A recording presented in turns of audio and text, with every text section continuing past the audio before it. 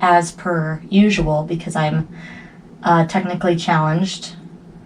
Technologically I'm technologically challenged.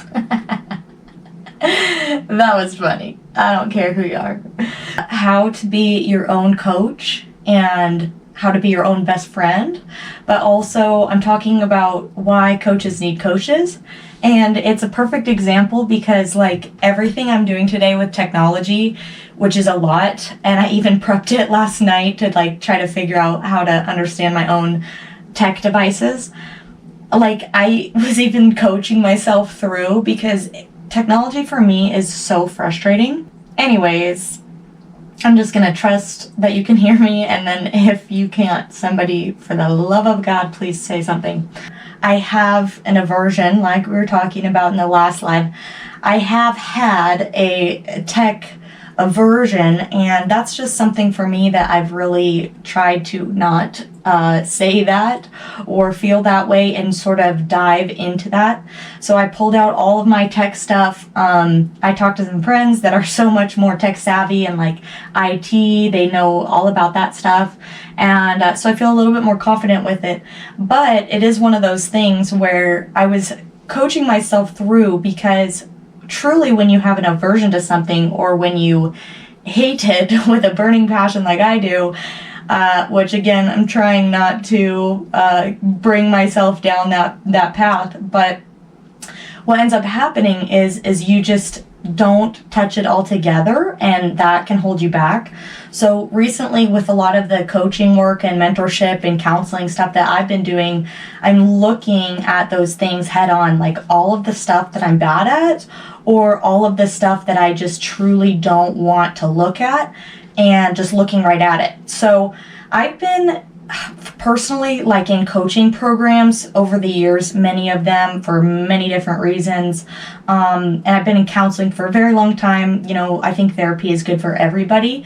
And I'm at the point with counseling where we talk about some of the coolest stuff, and like things where I'm like, I walk in and I'm like, I don't know, you know, I'm not even sure what I want to talk about. We end up getting to a place where it's like, what the heck? I can't believe we're even there. And it's so healthy and positive, because you just get to a point where you start talking about things that might even be limiting you or holding you back. And that's the 2%, the 10%, the 5%, or whatever that's actually going to propel you to the next level or take you to where you want to go. And I'm just so grateful, because I've had so many good experiences with coaching and networking, and I've had like truly terrible ones as well. So even if you have had like bad coaching or counseling or whatever, I still encourage you to try to figure out the mentor or the coach or the therapist or the counselor, or you know, whatever the business person is, you know, fill in the blank that you need, and figure that person out for you. Because we'll kind of get into it a little bit, where you know, I think even some of the best athletes or the best coaches need coaches. And my first coaching experience was a long time ago, when I kind of recruited a friend of mine to be my coach. And that really helped me feel comfortable and be able to be embarrassed and vulnerable and connected to somebody saying like, I don't know what I'm doing. I'm going to just try to do a bunch of stuff. And then it was like sort of like, you know, when you're going bowling and they have the bumpers up, it's like coaches, I feel like, are those bumpers where, yes, you need to do the work and put in the effort and like just try stuff and make a fool of yourself. But it's like you're bouncing off side to side where the coach is sort of like catching you. And then, you know, over time with practice, you end up bowling super dead straight. And that's, I think, something that a lot of people don't realize with coaches, or they think that the coach is going to just all of a sudden magically fix all of your problems. But I think it's really one of the most important parts is also figuring out how to be your own coach. So getting a coach is super helpful. Even if you are a coach, coaches need coaches.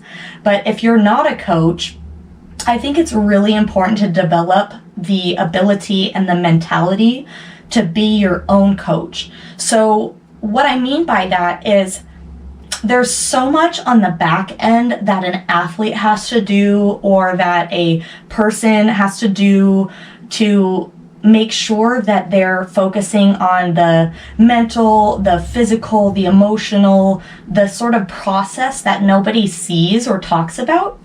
And I think that's one thing that I wish a lot of athletes maybe, I don't want to say took more seriously, but understood that when you can develop a sense of being your own coach, you can get more out of the coaching that you're paying for, or more out of the counseling, or more out of the classwork that you're paying for.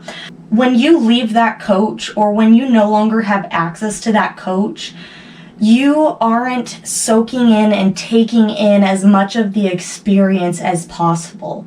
So, for instance, right now I'm in some different classes and different coaching programs, and it's really important to me that I take the material and I really soak it in when we're in session. And outside of that, like, there have been plenty of times where it's just like so over my head because it's tapping into a creative side of myself that I'm not really used to tapping into. So on my end, there were many days where I just sat with the paperwork and I reprinted the paperwork like 9 times over, because I like started to fill out the paperwork and I'm like, oh my gosh, I don't even understand what I'm doing. Like, I'm not even filling out the paperwork correctly. So I'm like tearing it up, throwing it away, printed out a new paperwork, started that. And then I get down and I'm like, shoot, none of this makes sense. Like, so do it all over again. So you have this process of like embarrassment, or you have the process of like vulnerability with yourself, that you are like, gosh, I really truly am doing something outside of my ability or capability at the time, and outside of my own knowledge, but like just trusting that there's a process, trusting that the series of events will bring you to the end goal. And I think that's huge because, if it wasn't for that and wasn't for my ability to self-coach, it would be so easy to read the document and be like, I have no idea. And like, even though I participated in the class, even though I was like fully asking questions, fully like questioning myself, like trying to connect the dots, I could have so easily been like, I'm trashing this and I'm giving up, or I feel discouraged, or I feel like this is so over my head that I don't think I'll ever get to grab onto what they're getting at for me to do. So I think that's really important, and one thing that I'm very grateful for within my own self that I've developed is the ability to like sit with yourself, really lay everything out, and talk yourself through it. Because so often, whether it's like schoolwork, whether it's a training program, whether it's a spreadsheet workout that you like are trying to sort through and you're like, I don't know how to read a spreadsheet, but I've been taught the tools, or I've been taught the language, or whatever the case may be, whatever documentation. Like, I had a friend going through a divorce, and the divorce paperwork for her was just like crazy. Like, you had to really read and really understand the material for you to be successful trying to navigate that on your own. So it's just so common where people get material, they immediately write it off, and then they sort of accept failure, when I think whether it's, material like that, coursework, trainers, whatever, we all want to see you succeed. So we try to set people up for success, but maybe where it goes wrong is that people have much different styles and capacities of learning and taking in information.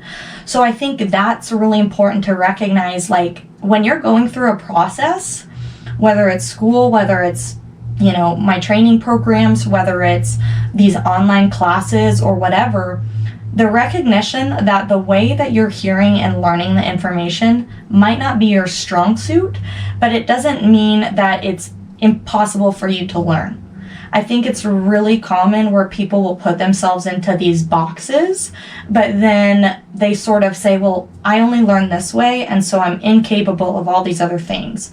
But the realization is that, like, yes, you may be really good at, like, someone coaching you one-on-one in person, and then when you get a spreadsheet, if you just took 10 minutes and really thought to yourself, okay, if MJ were here, or if my mentor were here, or if my mom or my dad were here, how would I go through the process of this equation in front of me that looks unknown?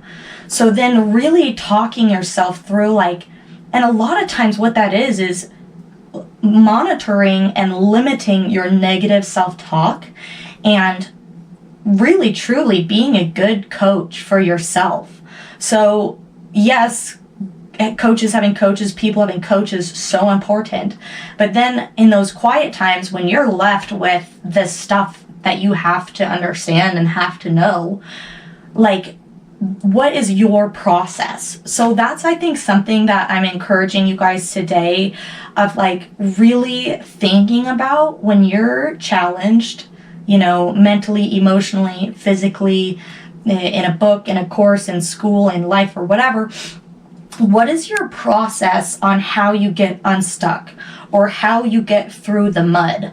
Because I think so many people don't have a process, or can't be their own coach, to where that all of a sudden the wall that they hit is that much bigger, because you hit a wall and you haven't quite registered, like, I can do what I've set out to do, and this is maybe how I want to go about doing that.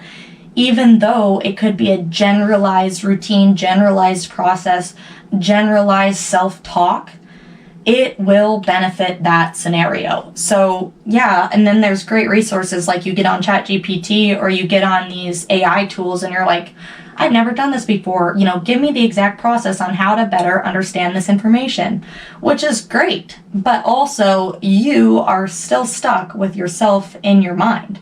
So I think when I talk about like being your own coach, not only does that resonate for me inside the gym, but also just in life, in hard stuff in general.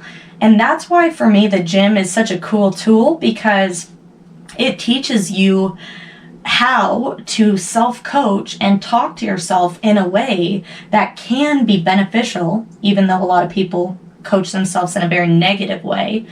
But, which, again, I totally used to do that. I was so hard on myself, like beat myself into the dirt, and thought that that was a good way of coaching. But that's a short-term way of coaching, I've noticed. And it's a big roller coaster way of coaching. And so for myself and my clients and my overall mentality, I've shifted that quite a lot. Yeah, put your boots on, pull them up, and get the job done. But I think my mentality and my mentality that I would like to see my clients have, and just everyone in general, is sort of more of a compassionate mentality, which I think a lot of people actually feel uncomfortable with, because it's so much easier to just sort of beat yourself down and go the negative, because I think people can sort of naturally gravitate toward that anyway.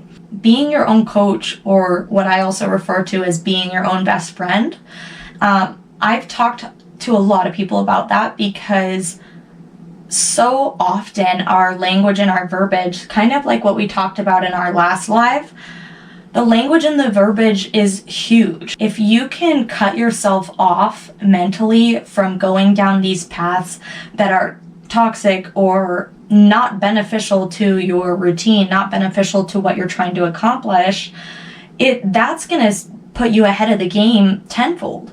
I was at a place long time ago, many years ago, where just so mentally distraught and mentally torn up, and that depressed and like just really negative self-talk. And then I thought to myself, like, gosh, this is so crazy, because I'm fighting myself nonstop, 24/7, just at war with myself, where I sort of developed that concept of like, be your own best friend. Because if you're truly fighting your mind all of the time, or let's say some of the time, or small part of the time, let's say you still have things that get you down, and you're like, gosh, I wish I wasn't in this mentality right now. Like, whatever side of the spectrum you're on there, whatever, it's kind of all the same. It's just about as like how often you're practicing that. If you can start talking to yourself like you would if you had the most supportive, loving coach, or you can, play that in your mind as like a parental figure or a friend or, right, a mentor that you've had where you're just like, oh my gosh, I feel so uplifted. I feel so supportive. I feel heard. I feel understood. I feel valued. And I feel like I can kind of go out there and I can, take the bull by its horns, and I can accomplish whatever I need to because of that uplift and because of that encouragement and the joy or the support. But I think the only reason, well, I should say the only few reasons why, I've kind of obliterated those thoughts in my mind is because of my ability to self-coach and be my own best friend now. Like, I truly, deeply feel that and have practiced that in so many different avenues. And then also, like, truly what I was talking about before, hiring a coach, hiring your mentors, is those coaches, that group, that accountability, that, style or level of thinking.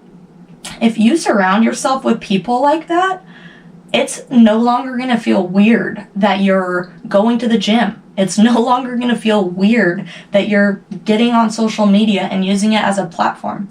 It's no longer going to feel weird, all these things that you've decided in your mind. You've maybe seen someone do it and it's cringy, or you've seen someone do it and it was so embarrassing for them and you're like, ugh, I just don't want to be that embarrassed. Or you've seen someone do it and they failed, and maybe they didn't have your charisma or your tenacity or your grit or your ability to get back up again. So you're like, well, if they failed and they stayed down, like, I'm going to try and stay down.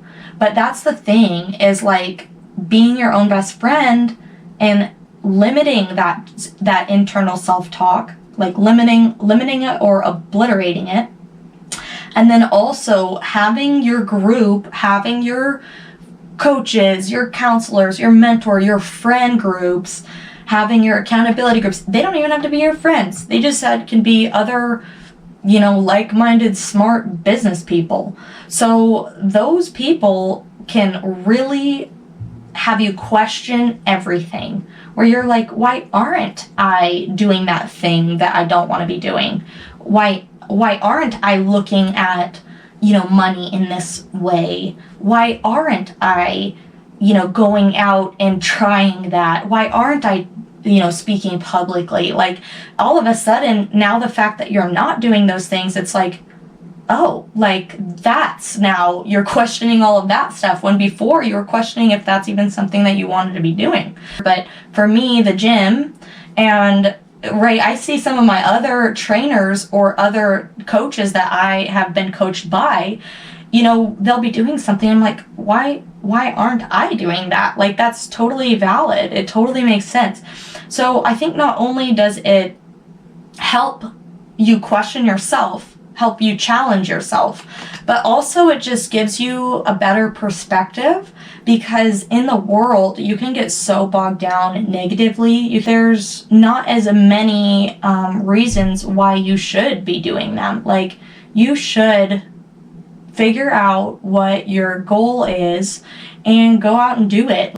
Why wouldn't you do this stuff? Like, definitely do this stuff. Like, what is your end goal? So if you can put a pin and figure out exactly what you want your end reality or end goal to look like, the path to get there is so much more clear. And I think that's something people don't think enough about. And maybe if you can't get yourself there, like if you're like, I can't figure out an end goal, that's the time when you go hire a coach. That's the time when you go find a mentor, so that they can say, either they can challenge the crap out of you to make you think, ask tons and tons of questions.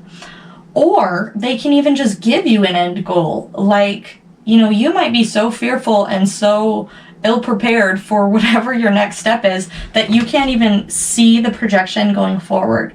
So that's the time when a mentor comes in and says, yeah, this is where you're going to be in a year, or this is where you're going to be in 5 months. You can pursue that.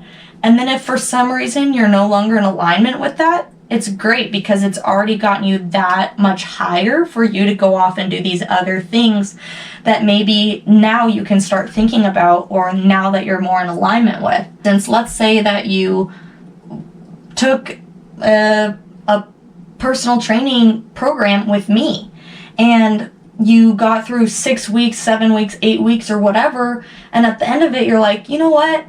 I decided like the only part of that training I liked was lifting heavy.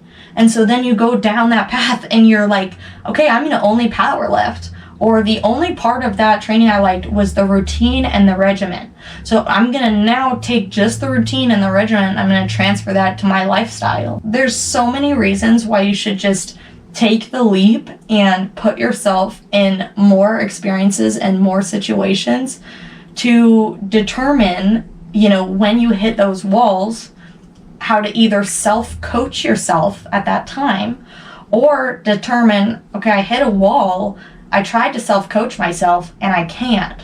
And that's not failure. That's, I don't know, you could look at it that way. You could fail 1 trillion times, but then you could get back up 1,000,001,001 times, sure. Or you can look at it as like, that's not failure. That's just me recognizing now is the time for me to go and hire someone to get me over that hump, right? That's the goal, is just really figuring out where your walls are at and figuring out the things that you are bad at or maybe have aversions to, or figuring out,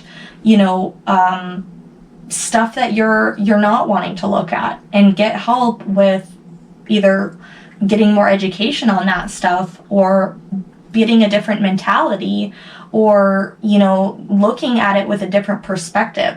So sometimes it's not even anything more than just like asking someone to talk to you about it in a different way. One thing that I heard recently that I thought was so cool, there's a reason that speakers are talking about all of the same stuff, right? You get on YouTube and you hear all these different speakers essentially saying the same thing. So I think that's the cool part, is because everyone is saying the same thing, but the people that connect with you or you connect with them, their resonance or the way that they say it, or how much passion that they have behind it, or just, whatever it is that clicks with you, at least you're hearing the message now. I could say the exact same thing that a personal trainer next door is saying, but I might say it in a way that makes sense to you, or I might say it in a tone that is just like, oh, that hit home. Sometimes you just need to hear things a different way. And so I highly encourage you to go ask people the same things or get the same answers. Try to figure out who you hear it best from. Sometimes when we're fearful, it's very easy to be distrusting and not believe in the course, not believe that if I do the steps that the end goal will happen, or that if I do the steps it all won't work out. So I think if you're like truly in alignment with something, you believe and trust and know that it will either happen or happen the way it's supposed to happen, or believe and trust the process enough to where you're like, okay, if I go down this path, everything's going to be great. Like, even though it might not be great, it's all going to work out fine. So I think that's a good point. And then fear is one of those things where you don't even want, like, you're afraid to even take the next step because it may, hurt you or disrupt you completely, or be against your morals and values, or it might, completely obliterate your family unit, or it, there's a ton of reasons why you wouldn't want to go forth with something.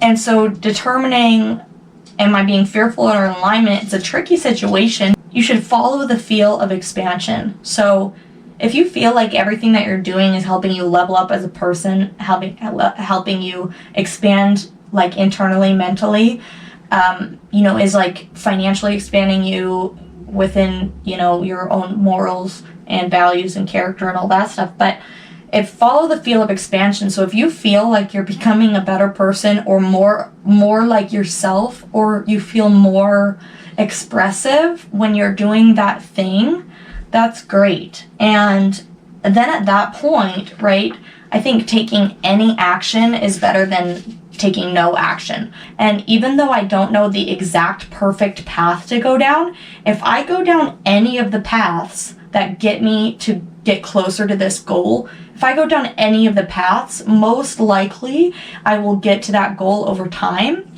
And I think that's really important, because some people get so stuck on the idea of like, okay, well, the next step maybe isn't the best next step, or the next step is maybe going to hold me back from doing this next step, or like the series of events almost doesn't matter a lot of the times. Now, there are times where it matters more, but truly, I've heard so many people put it that way, and myself included, I feel that way, of like, if you know the outcome, or you know the goal, the bigger picture, whatever, like start chipping away at something, even if you don't know if it's truly the best next step.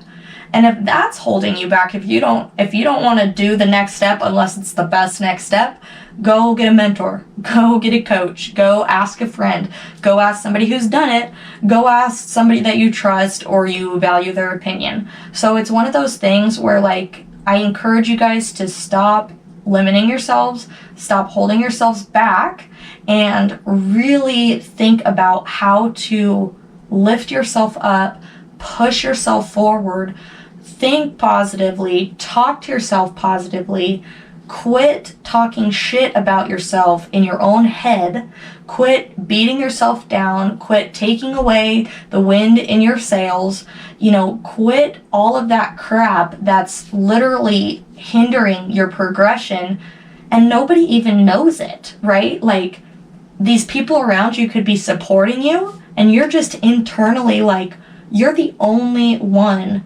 not wanting to go forth, not wanting to see yourself prosper.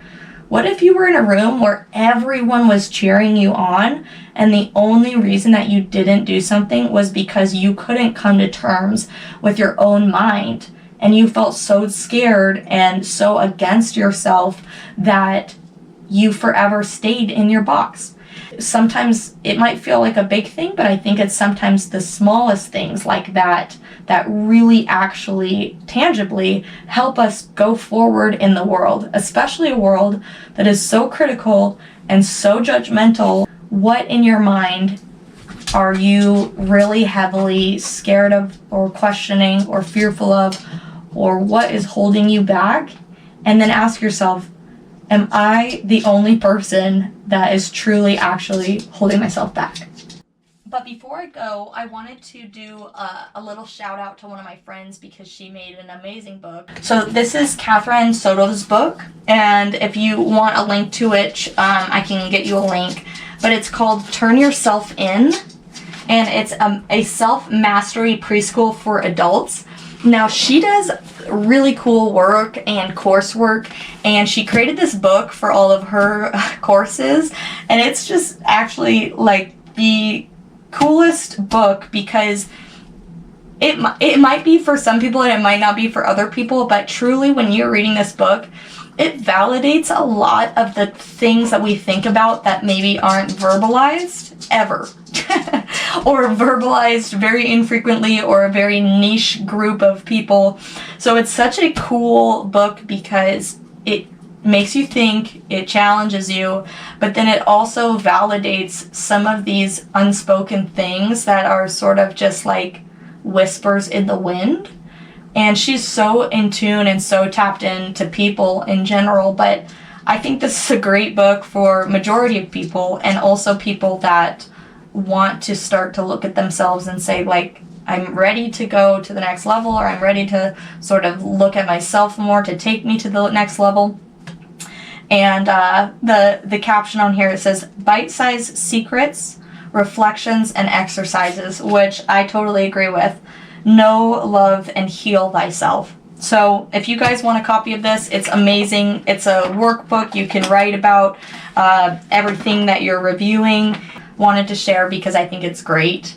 Thanks you guys for whoever's still on here, because I do not know, and I'm sure I'll do another live again soon. Thanks.